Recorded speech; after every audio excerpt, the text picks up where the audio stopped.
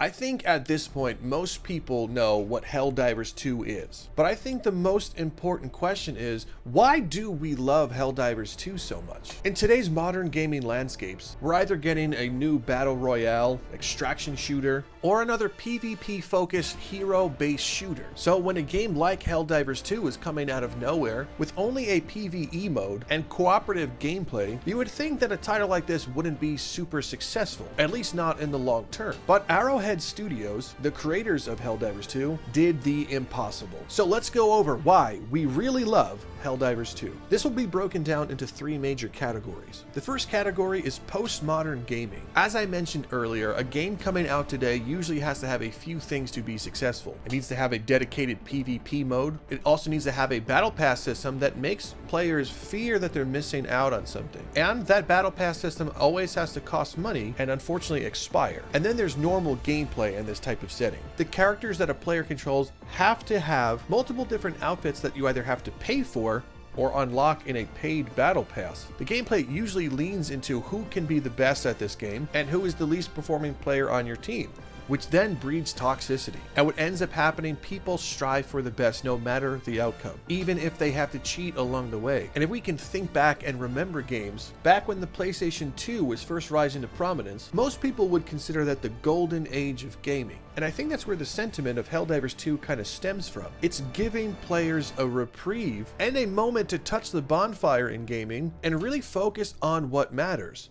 Fun, especially since Helldivers 2 can be played in solo or cooperative with up to 4 players at a time, and this game's main goal is fun. The gameplay loop is pretty simple. You select your loadout, pick if you're going to play with friends, strangers, or play solo, choose your difficulty, and set out on a 40-minute adventure with the simple goal of just eradicate things, blow things up, and get the hell out of there, while of course picking up samples and credits along the way. But Helldivers does something that no other game has succeeded to do as of late, and that is to create a live service model that is actually a service to the community. Most of the time when you hear live service, your eyes probably roll into the back of your head because you feel like the content you get is either going to be so dry or you have to pay for things along the way. And if you decide for whatever reason to not get a certain battle pass or stop playing for a specific amount of time, it feels like you were out sick during a week of math. But in Helldivers, they do live service the correct way, where of course they have a plan for where things are going, but they have a secret roadmap. And that secret roadmap works in tandem with how the community is responding to the game. You see, the high concept of the game is to have the Helldivers defend Super Earth and eradicate all these evil forces, like the automatons, Terminids, and the upcoming Illuminate. But what I think works so well about this is that there is a dungeon master behind the scenes. And as players focus on particular things, that dungeon master either flips on or turns off switch or moves different pieces around. And that is part of the magic here. It almost feels like you're participating in a D&D campaign with hundreds of thousands of other players, all working together to defeat the game master. And at this point, I'm going to bring up a very specific event in Helldivers 2. Malevolent Creek rose to fame very quickly because it was a difficult level as you fight against the automatons. Also coined as Space Vietnam, thousands of Helldivers deployed on this planet, only to find their first difficulty spike. And this is how this planet started to become infamous. It got a reputation of being super difficult, so much so that people solely dedicated all of their time and efforts to conquering this planet. These Helldivers are known as creek crawlers, which is a name that was coined by the community themselves. But this also signaled to the game master that this is something very important for some reason that the community wants to hold on to. So as they also created other events on other planets, they worked on things in the background. You would see on Reddit and Discord so many posts about Malevolent Creek. Creek crawlers begging people to stop fighting the Terminids and join them on this home front over here. There was even at one point where Malevolent Creek fell. It lasted about 24 to 48 hours, and in that moment, almost every Helldiver's heart sank. All that time and energy they put dedicated to trying to defend and liberate that planet was all gone. And in this game, if you lose a planet, you don't get to immediately select it. It's time-bound or it's event-bound. But when all hope seemed lost, apparently there were still a few creek crawlers holding out.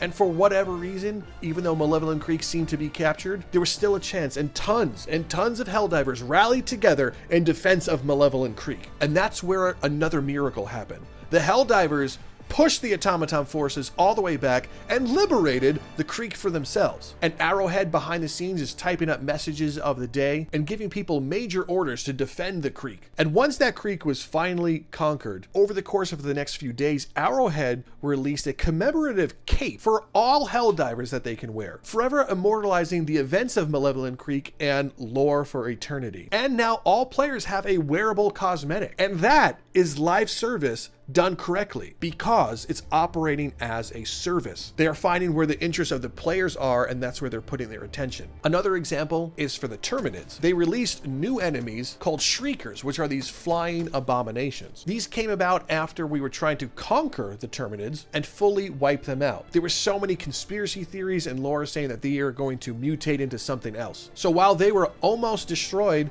the automaton forces on the other side of the galactic map decided to do a counterattack, and this made the community split, where some people wanted to eradicate the Terminids while others needed to defend the automatons because they don't want to get them close to Super Earth. So although you don't log in and see cutscenes for stories, the story happens between the Helldiver community and the developers. It just feels like you're a part of something together, and that is how players are helping to shape the narrative. It seems that behind the scenes, Arrowhead has a bunch of assets that they can put out whenever they want. Like some studios say, hey, this is coming out in 2 weeks, get ready for it. Arrowhead holds back and waits for players to trigger an event, and it just makes you feel like you're in a major part of something, that you're an active participant in this galactic war. The next category is the influence that other games has had on Helldivers. It's really obvious to see the connections from things like Warhammer and Starship Troopers that help shape the enemies and the enemy types. But there's so many things that borrowed from other games that were implemented so perfectly in this. The first thing that comes to mind is Left 4 Dead. Left 4 Dead has an AI director that works behind the scenes that dynamically changes the difficulty based on what players are doing. If they are just rolling through all the zombie hordes with no challenge, the AI director will crank up the difficulty and send special types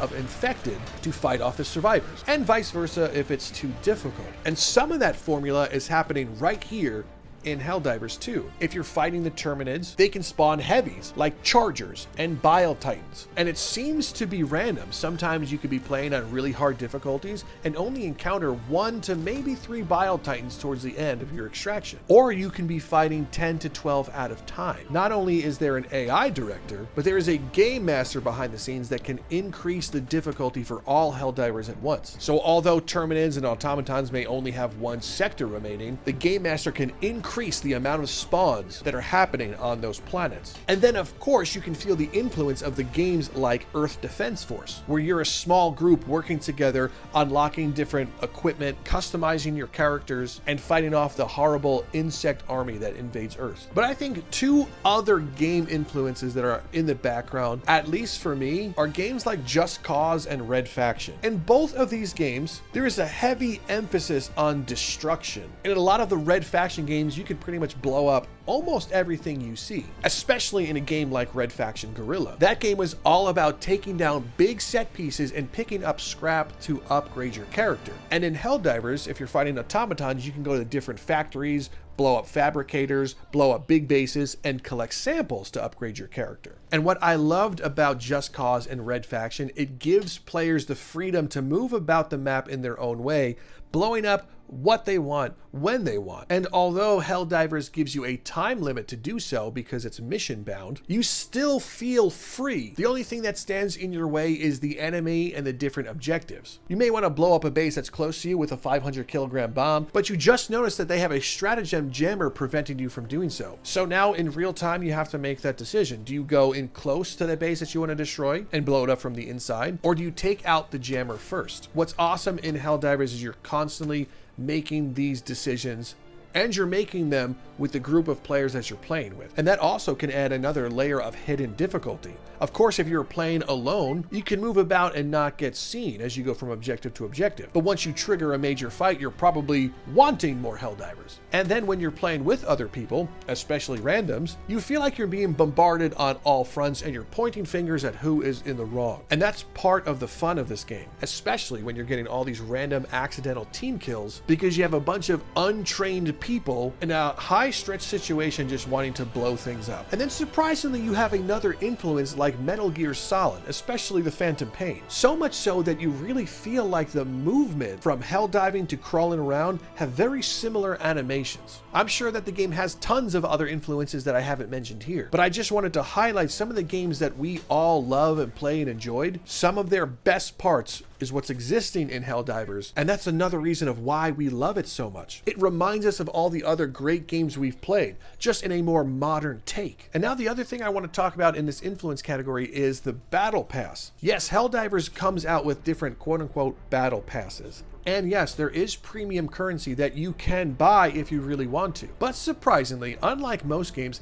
Helldivers gives you that premium currency scattered in every single level. It costs about 1,000 super credits to buy the battle passes that come out. And the best part is, the battle passes never expire. So if it takes you 3 months to unlock something in that battle pass, and now there's 2 new ones, it's okay, you're not missing out. You can always unlock things. And just like I mentioned earlier, those super credits, which are the premium currency, is available to pick up in every single level. Sometimes you can get 50 plus at a time just by playing one mission. And players that are really dedicated can get enough premium currency in just 1 day to buy the next battle pass. So although you can buy premium currency, it's really just there for players that don't actually have the time to grind away and find super credits on these planets. Sometimes they just want to buy what's new and get their hands on it and go have fun. Now finally, I want to talk about the attention to detail in Helldivers. The game looks stunning, absolutely beautiful. From the different environments, to the Helldivers themselves, to the various enemy types, everything just works together. When you're standing inside your ship and you're looking down at the planet that you're orbiting over, sometimes you're just standing there in amazement. And then we have to talk about the sound design. Although sometimes a Bile-Titan can sneak up behind you and puke on you before you hear them, almost every other sound in this game is so perfect. The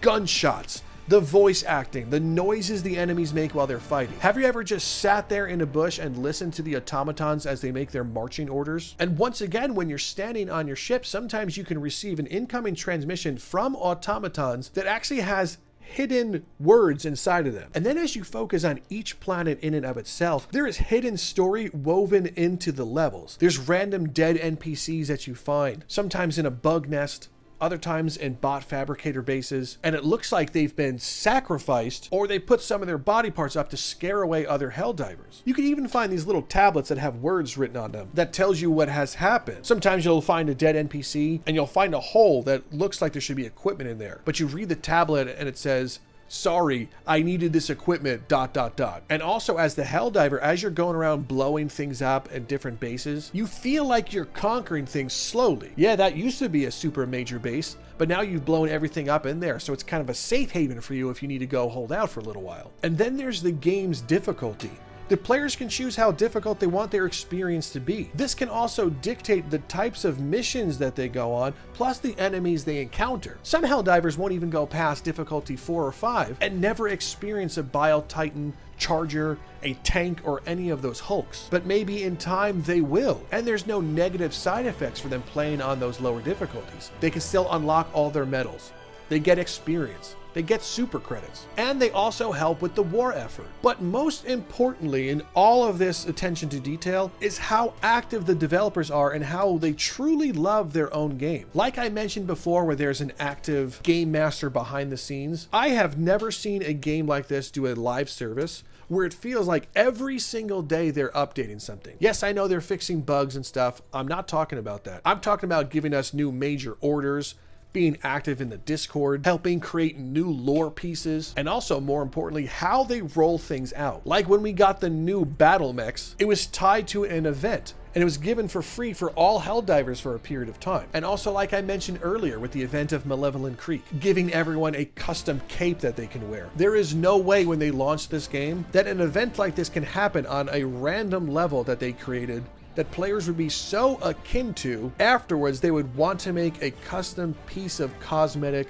commemorating those events. I have to say on this side that the developers outdo themselves, and they are an active participant in the service side of the live service game. And unlike all the other games that do live service, this doesn't work in different seasons like season 1, 2, or 3. They're always giving us new things, new weapons, new events. It is so cool. And this is just the start of things. If we love it now, think about how much this game will grow in a year's time, what we'll have access to, what type of new game modes, planets, equipment, weapons. It's almost limitless. I'm also excited to see new factions come to it. But all in all, I just have to say that I absolutely love Helldivers 2. It's one of my top 10 games of all times. And what do you guys think? What are the reasons why you love Helldivers? Let me know in the comment section down below. And also, thank you so much for stopping by and watching this video. If you're new to downloadable content, why not subscribe? It's free. Click the big subscribe button down below and join up. But other than that, I'm Drifter from Downloadable Content, and I will see you, fellow Helldiver, on the battlefield.